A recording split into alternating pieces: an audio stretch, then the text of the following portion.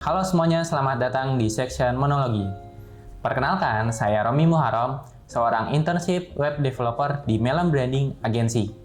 Pada video kali ini, kita akan membahas tentang mulai coding untuk masa depan.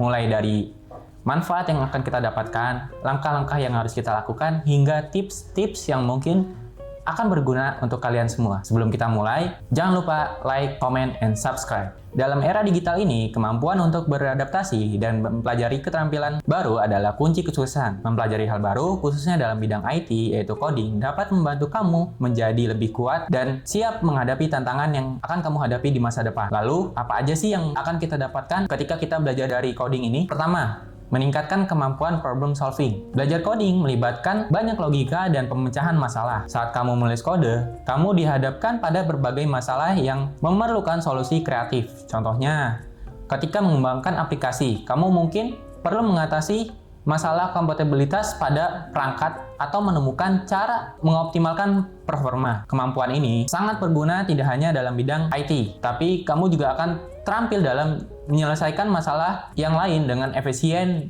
dan juga efektif. 2. Meningkatkan kemampuan berpikir kritis. Proses coding mengharuskan kamu untuk berpikir kritis dan analisis. Kamu perlu memahami bagaimana suatu sistem bekerja dan bagaimana mengoptimalkannya. Ini melibatkan pengujian hipotesis dan iterasi berkelanjutan. Misalnya, saat kamu membuat aplikasi, kamu perlu mempertimbangkan bagaimana pengguna akan berinteraksi dengan antarmuka dan bagaimana membuatnya lebih intuitif. Dengan demikian, keterampilan berpikir kritis kamu akan berkembang, membuat kamu lebih mampu dalam mengambil keputusan yang tepat dan strategis. Yang ketiga adalah peluang karir yang luas. Dengan perkembangan teknologi yang pesat, kebutuhan akan tenaga ahli di bidang IT, salah satunya adalah coding, akan terus meningkat. Belajar coding membuat banyak peluang karir, mulai dari pengembang perangkat lunak hingga analisis data.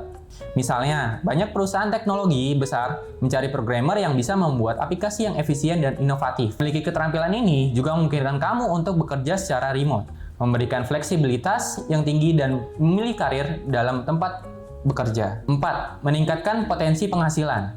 Profesi di bidang IT yang sama, salah satunya adalah coding, sering kali memiliki potensi penghasilan yang tinggi. Sebagai contoh, seorang software engineer atau data scientist biasanya memiliki gaji yang kompetitif, terutama di perusahaan teknologi yang besar. Dengan mengembangkan keterampilan coding, kamu bisa meningkatkan nilai jualmu di pasar tenaga kerja dan membuka peluang untuk mendapatkan penghasilan yang lebih tinggi. Yang kelima adalah memfasilitasi inovasi dan kreativitas. Coding memungkinkan kamu untuk menciptakan sesuatu dari nol. Kamu bisa mengembangkan aplikasi, website, game, dan berbagai proyek kreatif lainnya. Ini memberikan kesempatan untuk mengekspresikan ide-ide inovatif dan memberikan kontribusi yang nyata dalam dunia digital. Misalnya, banyak startup sukses yang dimulai dari ide sederhana yang kemudian dikembangkan melalui kemampuan coding. Setelah kita mengetahui manfaatnya, lalu bagaimana kita memulai untuk belajar coding? 1. Adalah memilih bahasa pemrograman.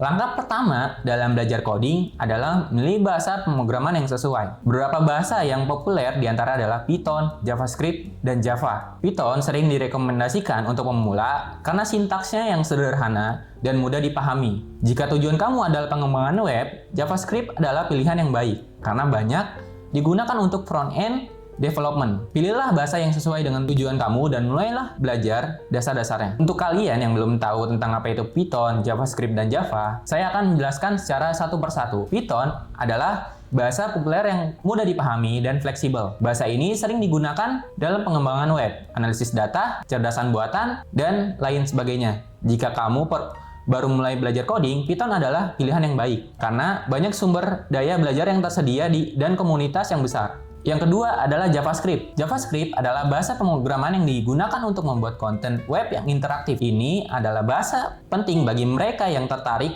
dengan pengembangan front-end atau back-end web developer. JavaScript juga memiliki berbagai framework dan library yang sudah disediakan. Contohnya dari React, Angular, dan Node.js yang dapat memperluas fungsionalitasnya. Yang ketiga adalah Java. Java adalah bahasa pemrograman berorientasi objek yang banyak digunakan dalam pengembangan aplikasi Android, aplikasi enterprise, dan berbagai sistem lainnya. Meskipun mungkin sedikit lebih kompleks untuk pemula, tapi dibandingkan Python, Java memiliki aplikasi yang lebih luas dan banyak digunakan di industri. Yang kedua adalah menggunakan platform pembelajaran online. Saat ini banyak platform pembelajaran online yang menyediakan kursus coding seperti Code Academy, Coursera, dan juga Udemy. Platform-platform ini menawarkan berbagai kursus dari tingkat pemula hingga tingkat lanjutan. Misalnya, Code Academy menyediakan kursus interaktif yang memungkinkan kamu untuk menulis kode dan melihat hasilnya. Dengan mengikuti kursus online, kamu dapat belajar dengan ritme sendiri dan mendapatkan sertifikasi yang diakui industri. Yang ketiga adalah bergabung dengan komunitas pemrograman. Belajar coding bisa menjadi lebih menyenangkan dan efektif jika kamu bergabung dengan komunitas pemrograman. Komunitas ini biasanya ditemukan di forum online, grup media sosial, atau secara meetup lokal. Misalnya, Reddit memiliki banyak subreddit yang didedikasikan untuk berbagai bahasa pemrograman. Bergabung dengan komunitas memungkinkan kamu untuk berbagi pengalaman, mendapatkan bantuan, hingga akhirnya kamu akan terus termotivasi. Lalu, ketika kita belajar coding ini, apa aja sih tantangan yang bakal kita hadapi? Yang pertama adalah menghadapi kegagalan. Belajar coding tidak selalu mudah dan penuh tantangan. Kegagalan dalam menulis kode adalah bagian dari proses belajar. Jangan takut untuk gagal, karena setiap kegagalan memberikan pembelajaran yang berharga. Misalnya, jika kamu menghadapi bug yang sulit diatasi, cobalah mencari solusi di forum atau bertanya dengan mentor. Teruslah mencoba dan belajar dari kesalahan untuk menjadi lebih baik. Yang kedua adalah manfaatkan sumber daya gratis. Ada banyak sumber daya gratis yang tersedia untuk belajar coding, seperti tutorial video di YouTube, blog, atau dokumentasi resmi yang sudah disediakan di masing-masing platform bahasa pemrograman. Misalnya, situs web seperti FreeCodeCamp menawarkan kursus coding gratis yang sangat komprehensif. Manfaatkan sumber daya ini untuk memperdalam pemahaman kamu tentang coding tanpa harus mengeluarkan biaya besar. Yang ketiga adalah menetapkan tujuan yang jelas. Tetapkan tujuan yang jelas dan spesifik dalam belajar coding. Misalnya, menyelesaikan proyek sederhana seperti membuat website dan aplikasi kecil. Dengan memiliki tujuan yang jelas, kamu akan lebih termotivasi dan terarah dalam belajar. Misalnya, jika tujuan kamu adalah membuat aplikasi mobile, kamu bisa mulai dengan belajar dasar-dasar pengembangan aplikasi Android atau iOS. Lalu, jika kita sudah tahu apa saja tantangan yang bakal kita hadapi ketika kita belajar coding, lalu bagaimana dengan keterampilan lain yang bakal terasah dengan sendirinya ketika kita belajar coding? Yang pertama adalah meningkatkan kreativitas. Coding tidak hanya tentang logika dan matematika, tapi juga tentang kreativitas. Kamu bisa menciptakan berbagai aplikasi dan proyek yang inovatif. Misalnya, kamu membuat game sederhana atau aplikasi yang membantu memecahkan masalah sehari-hari. Proses ini melibatkan eksplorasi ide dan pemecahan masalah dengan cara yang unik. Dengan demikian, coding dapat membantu pengembangan kreativitas kamu. Kedua adalah mengasah keterampilan manajemen waktu. Belajar coding membutuhkan waktu dan dedikasi. Kamu perlu mengatur waktu dengan baik untuk belajar, mengerjakan proyek, ataupun berlatih secara konsisten. Misalnya, kamu bisa membuat jadwal rutin harian atau mingguan untuk memastikan kamu tetap fokus dan produktif. Keterampilan manajemen waktu yang baik akan membantu kamu mencapai tujuan belajar dengan lebih efisien dan efektif. Yang ketiga adalah membangun kepercayaan diri. Setiap kali kamu berhasil menyelesaikan proyek coding atau memecahkan masalah, kepercayaan diri kamu akan meningkat. Pengalaman ini memberikan rasa pencapaian dan dapat memotivasi kamu untuk terus belajar dan berkembang. Misalnya, setelah berhasil membuat website pertama kamu akan merasa lebih percaya diri untuk membuat proyek yang lebih besar lainnya. Dengan kepercayaan diri yang tinggi, kamu akan lebih siap menghadapi tantangan yang lebih dalam kehidupan sehari-hari kamu. Lalu, karena kita sudah tahu apa aja manfaatnya, tantangan, serta ketika kita memulainya apa aja yang disiapkan, selanjutnya adalah tips-tips yang saya sediakan untuk kalian semua yang mungkin bisa berguna untuk kalian. Pertama adalah cari mentor atau tutor. Seorang mentor atau tutor dapat memberikan bimbingan dan dukungan personal yang sangat berharga.